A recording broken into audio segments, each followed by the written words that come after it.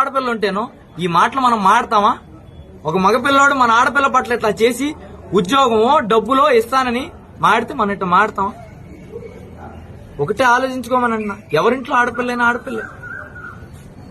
ఒకటే కోరుకుంటున్నాం, ప్రభుత్వం దీన్ని మేము రాజకీయం చేయదలుచుకోవాలా, ఆడపిల్లకి న్యాయం చేయమని కోరుతున్నాం, ఆడపిల్ల కుటుంబానికి న్యాయం చేయమని కోరుతున్నాం. ఈరోజు ఊరు వాడ అల్లరయ్యాక ఆ పిల్ల భవిష్యత్తు ఏంటి?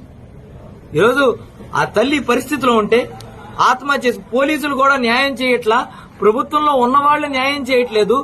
ప్రతిపక్షం వాళ్ళ దగ్గరికి వెళ్తే మా అమ్మాయి ట్రాప్ చేసిందని వాళ్ళ ఛానల్లో ఎక్కడేస్తారని పరుగు పోయిందని నేను మీ దగ్గరికి కూడా రాలేకపోయానని ఆవిడ మాట్లాడుతుంటే, ఆవిడ ఈ అఘాయిత్యానికి ఆవిడ ఆత్మహత్య చేసుకునే దాకా ఆవిడ వెళ్తే ఈ రోజు కూడా మంత్రి వచ్చి పలకరించింది. అంటే నీ కార్యకర్త ముందు నువ్వు తక్కువైపోతావని, నీకు ఓటేసిన జనాలను కూడా నువ్వు కనీసం ఇంత అన్యాయం జరుగుతున్నా కూడా పట్టించుకోలేని పరిస్థితిలో ఉంటే ఎటు తీసుకెళ్దామని మచిలీపట్నాన్ని?